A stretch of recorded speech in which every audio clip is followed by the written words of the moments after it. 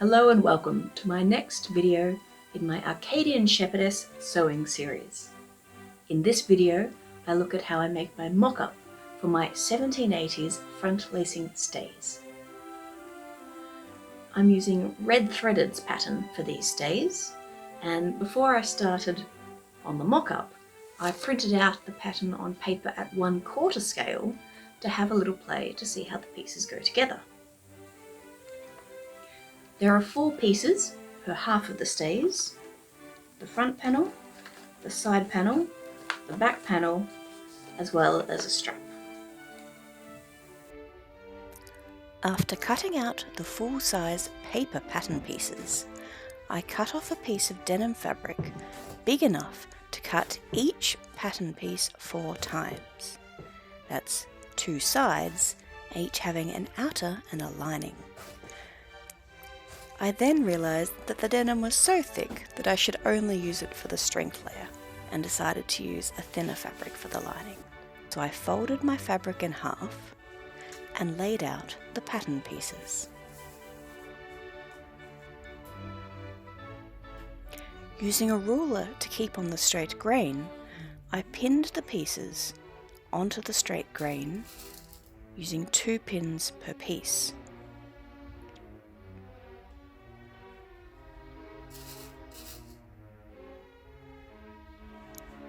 As well as the 2 pins on the grain line, I hold the pattern pieces down with weights, and then can cut out the pieces.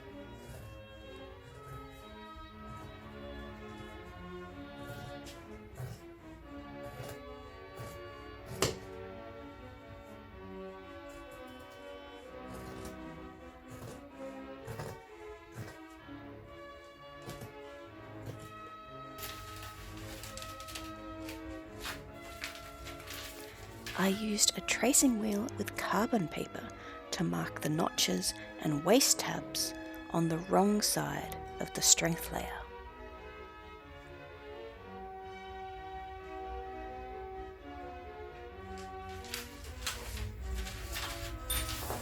I'm happy with that. And once you've done it on one side, you've got the line to follow on the other.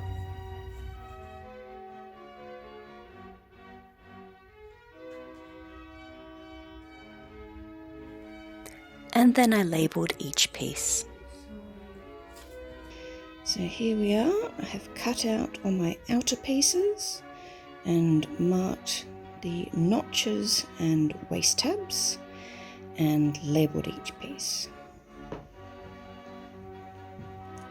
So we have the stomacher, the front piece, the side piece, the back piece, and the strap.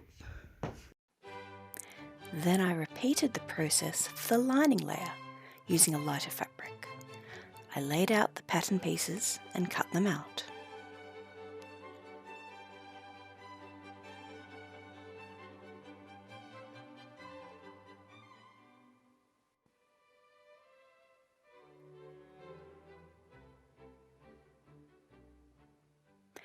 Then this time, I transferred the marks of the boning channels with carbon paper and tracing wheel. This was my first time using the tracing wheel, and I found it very tough on my hands and wrists.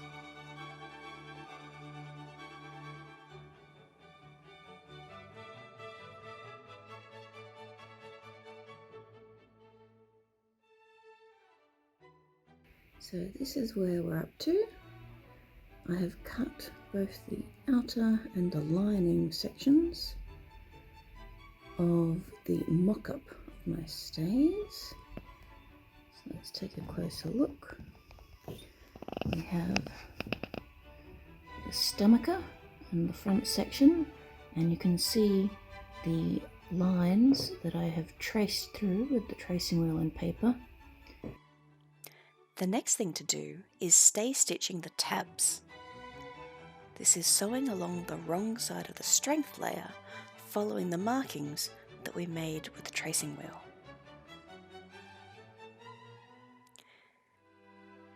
And having to lift the foot by hand as we went round the tabs reminded me that I do have a knee lever.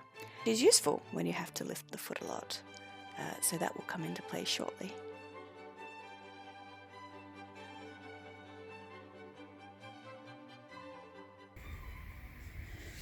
So anyway, there's the wrong side of the fabric, and it's all come nicely through onto the right side. Yay! This process is repeated for the other 3 pieces that have tabs, the backs and the sides. And the next step is to start the stays assembly, sewing to the sides on both the strength layer and the lining. They're sewn at 3/8 of an inch, which is pretty much 10 millimeters.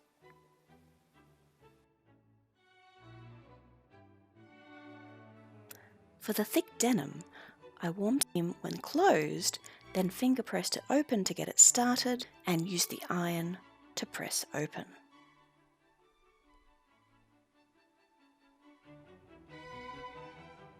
Also ironing on the right side.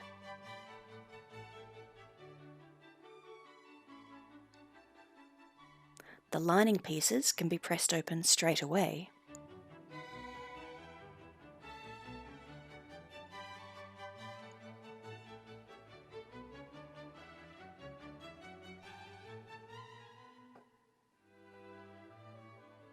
Then I laid out the footers right sides up and flipped the linings over to arrange the 2 halves right sides together.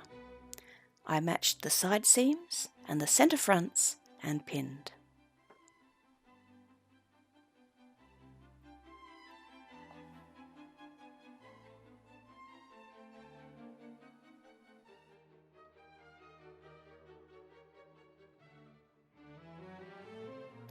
Then the centre seam was sewn with a 1-inch seam allowance. I pressed the centre front seam open using the same process of warming it up, then pressing open with fingers, then ironing it. Then I pressed in half so that the wrong sides are together and the centre front edge is bagged out.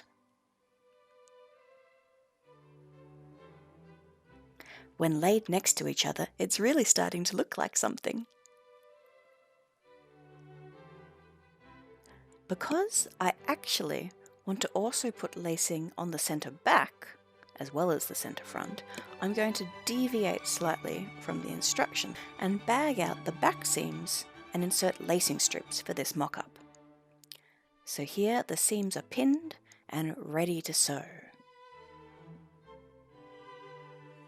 They're then sewn with 5/8 of an inch of seam allowance.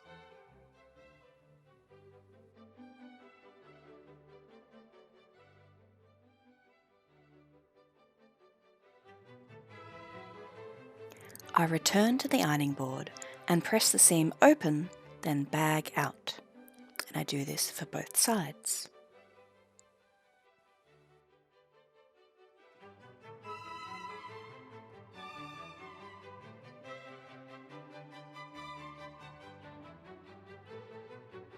It's time for the boning channels. I decided to firstly pin the layers together at the side front seam and sew that seam down.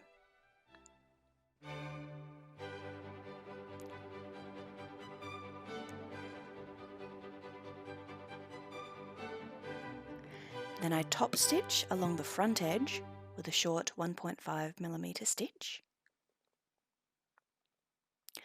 Then a line further along where I'll sew on the lacing strips. And then we're onto the slightly tricky section of going around and around and around, following along all the lines of the panels, pivoting at intersections to ensure that we don't sew over any of the boning channels of neither the vertical or horizontal bones. And you might be able to tell I've got my knee lift in now, so I can use the hands on the sewing. For this mock-up, I just backstitch to tie off my ends, and I'm not really concerned about making it look pretty, but that will be done very differently for the real version.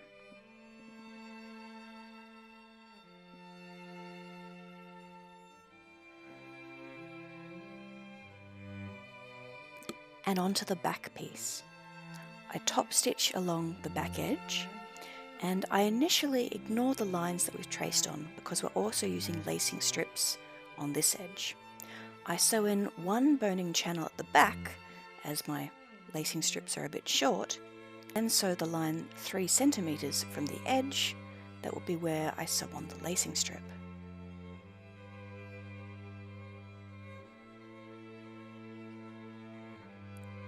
Then I continue sewing along the marked lines as we did for the piece.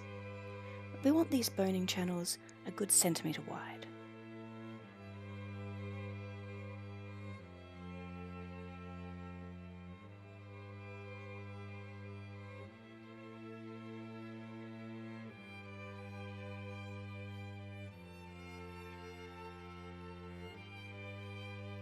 The stomacher is sewn with the wrong sides together, in the middle and working out.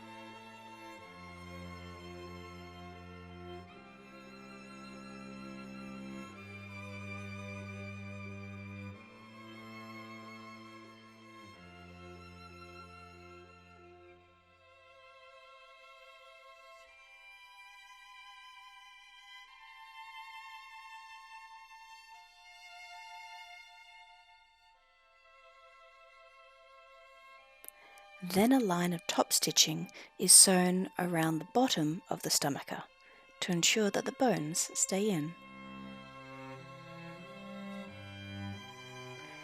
All the bone channels are sewn, and this is getting very exciting. It's definitely starting to look like some stays. So the next step is to attach the back panels. So they're pinned together and then sewn together.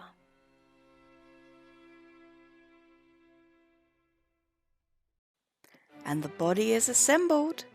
We're now ready to add the lacing strips for this mock-up.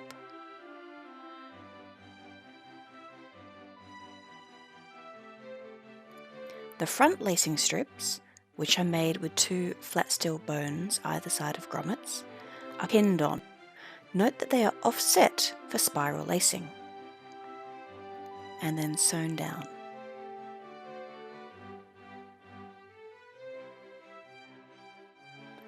Then the process repeated for the back lacing strips.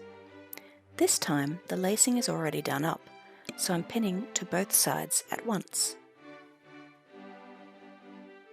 Then, using a long stitch and no back stitching, the lacing strips are sewn down.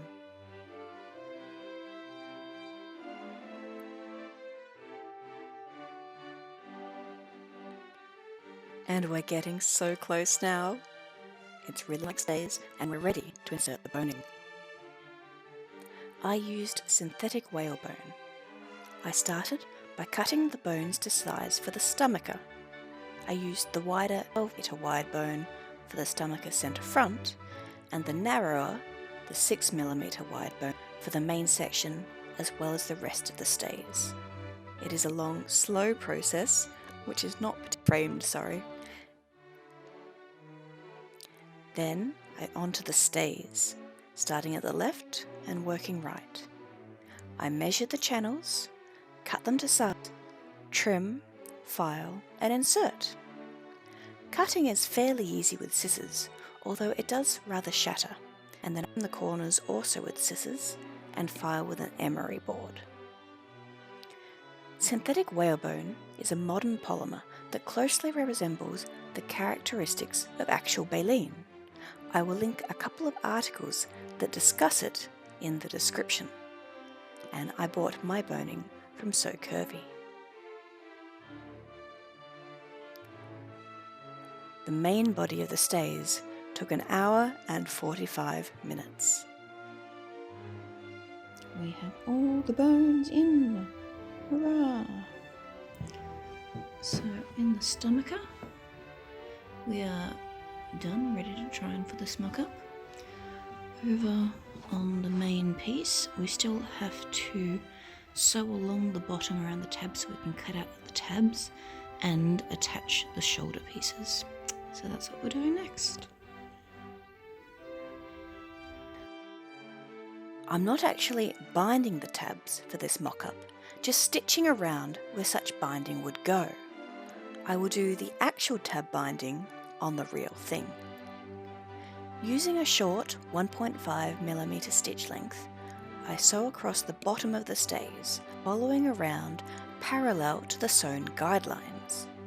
While stitching the first half, I realised I should be using a zipper foot, so I switched over for the second half. And that was indeed better.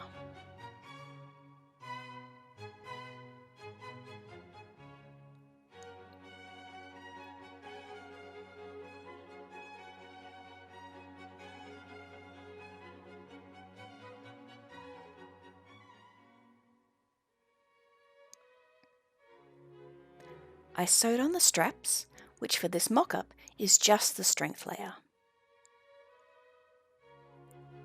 Then on to trimming the tabs. I wasn't being too precise, cutting around the area. The main thing is to make sure you cut high enough so that the tabs or skirts can open out fully. I pinned the back pieces to be 2 inches apart.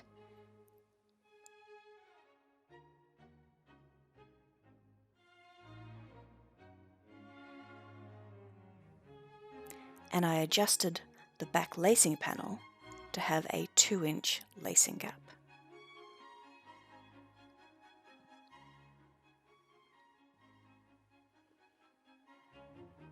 I joined the straps to the front with a ribbon by simply snipping a hole with scissors and threading the ribbon through.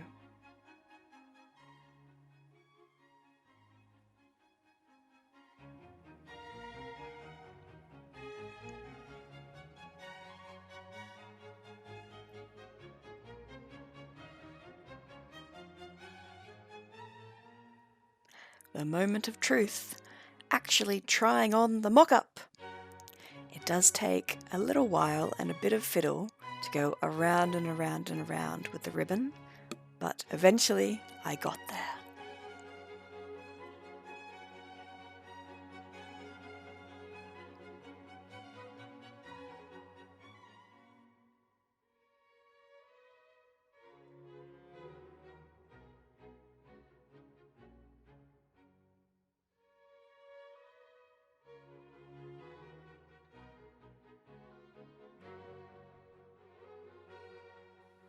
It was a great cut, but just too large, even when lacing everything closed.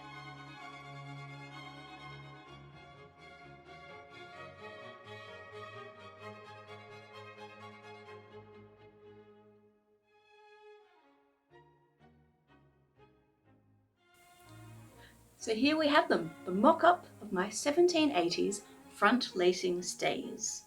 Of course, I chose to lace them up not only at the front, but also at the back. A few things occur to me now that I've made these.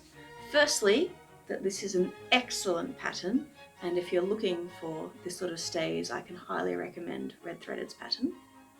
Secondly, that this pair is just too large, and I think I want to get a smaller size, because not only do I want to be able to lace down a bit tighter, at the moment, the back of the stays are fully laced closed, and I want to be able to have a gap to allow for fluctuations. So definitely want to go smaller. And the third minor thing to keep in mind is that I've got to be careful sewing on the straps to make sure they get nice and flat for the final ones. So thank you for joining me. I hope you've enjoyed the mock-up process of my 1780s front lacing stays. Please join me next time when I move on to the real thing.